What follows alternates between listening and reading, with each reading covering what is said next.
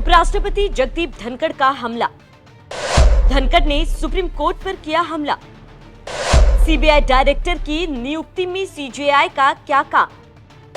Supreme court का चुनाव करना संवैधानिक नहीं।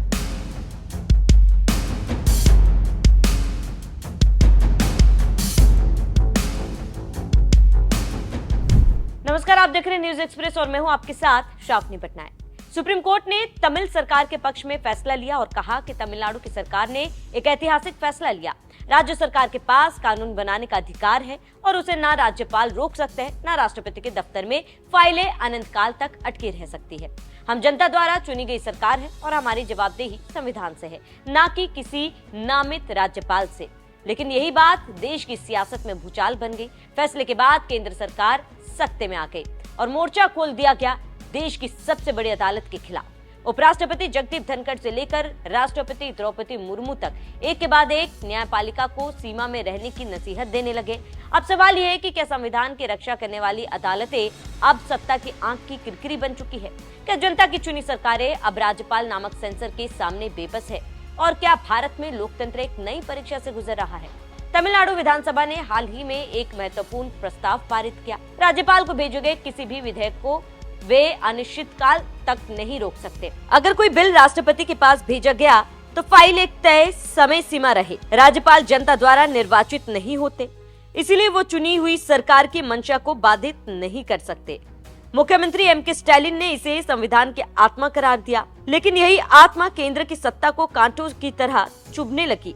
तमिलनाडु का ये फैसला वैसे समय आया है जब सुप्रीम कोर्ट पहले से ही कई मामलों में केंद्र सरकार से भिड़ गया है, लेकिन इस टोके जाने से खफा केंद्र सरकार ने मोर्चा खोल दिया सीधे सुप्रीम कोर्ट के खिलाफ। उपराष्ट्रपति जगदीप धनखड़, जो राज्यसभा के सभापति भी हैं, उन्होंने सुप्रीम कोर्ट पर तीखे हमले किए। कोर्ट को लोकतंत्र के चुने हुए प्रतिनिधियों के काम में दखल नहीं देना चाहिए। न्यायपालिका संविधान की व्याख्या कर सकती है, लेकिन वह नियामक संस्था नहीं है। इतना ही नहीं, हाल ही में धनखड़ ने सीबीआई डायरेक्टर की नियुक्ति में चीफ जस्टिस की भूमिका पर भी सवाल खड़ा किया। एक जज जो इस तरह की चयन समितियों में रखने का कोई औचित्य नहीं है। ये कार्यपालिका का अधिकार क्षेत्र है। ध्यान देने वाली बात यह है कि सीबीआई डायरेक्टर की नियुक्ति समिति में प्रधानमंत्री, विपक्ष के नेता और सुप्रीम कोर्ट के चीफ जस्टिस होते हैं। यह प्रावधान संवैधानिक संतुलन का हिस्सा था ताकि सरकार सीबीआई जैसे संवेदनशील संस्थानों को राजनीतिक हथियार में ना बदल सके। अब इसी संतुलन पर सवाल उठाए जा रहे हैं। इस विवाद के बीच राष्ट्रपति द्रौपदी मुर्मू ने भी एक मंच से बयान दिया, न्यायपालिका को अपनी सीमा में रहकर काम करना चाहिए। संविधान ने हर संस्था की एक निश्चित भूमिका तय की है। राष्ट्रपति का यह बयान सीधे तौर पर सुप्रीम कोर्ट की संवैधानिक समीक्षा की शक्ति पर सवाल उठाता है। संविधान के अनुच्छेद 13 और 32 के तहत कोर्ट को यह अधिकार है कि वह किसी भी कानून की संवैधानिक वैधता की जांच कर सके। तो क्या अब सुप्रीम कोर्ट के इन अधिकारों पर भी राजनीतिक सेंसर लगाने की तैयारी है? भारत के मुख्य न्यायाधीश डीवाई चंद्रचूड़ और हालिया समय में बीआर गवई ने कुछ मामलों में न्यायपालिका की स्वतंत्रता का बचाव किया, लेकिन जब सत्ता के सबसे ऊंचे पदों से सीधे अदालत की भूमिका पर सवाल उठने लगे तो क्या सुप्रीम कोर्ट अब संवैधानिक संकट के केंद्र में खड़ा है? क्या ये संकट सिर्फ न्यायपालिका की आजादी का नहीं बल्कि संविधान के अस्तित्व का सवाल बनता जा रहा है? कुछ ही महीने पहले सुप्रीम कोर्ट ने केंद्र सरकार को निर्देश दिया था कि चुनाव आयुक्त की नियुक्ति में भी प्रधानमंत्री, विपक्ष के नेता और चीफ जस्टिस शामिल होंगे। इसका उद्देश्य था ईसी को निष्पक्ष और स्वायत्त बनाना, लेकिन मोदी सरकार ने संसद में कानून पारित कर चीफ जस्टिस को इस समिति से हटा दिया। राहुल गांधी ने तब कहा था कि यह चुनाव आयोग की स्वतंत्रता नहीं, लोकतंत्र की हत्या है। सत्ता अब निष्पक्ष संस्थाओं को पूरी तरह अपने अधीन करना चाहती है। अब यही स्क्रिप्ट सीबीआई और ईडी जैसी संस्थाओं पर भी लागू की जा रही है। जब भी सुप्रीम कोर्ट ने सरकार को संवैधानिक सीमाएं याद दिलाई तो सत्ता की तरफ से जवाब आया। कोर्ट चुनी हुई सरकार के खिलाफ खड़ी हो रही है।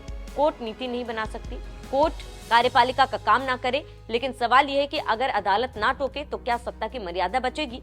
अगर सुप्रीम कोर्ट चुप हो जाए तो क्या संविधान बचा रहेगा?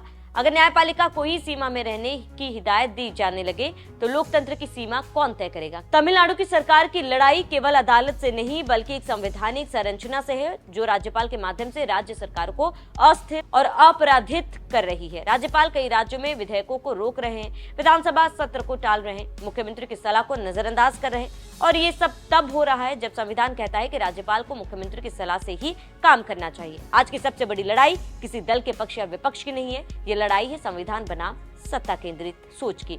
इस संघर्ष की चुनी हुई सरकारों की वैधता बनाम मनोनीत पदों की राजनीतिक उपयोगिता की। और सबसे बड़ा सवाल ये कि क्या भारत अब ऐसे दौर में प्रवेश कर रहा है जहां लोकतंत्र की रक्षा करने वाली संस्थाएं ही सत्ता की आंखों की किरकिरी बन चुकी है। अब तय जनता को करना है कि वो एक ऐसा लोकतंत्र चाहती है जहां संविधान सर्वोपरि हो या एक ऐसी सत्ता जहां सत्ता की संविधान बन गए।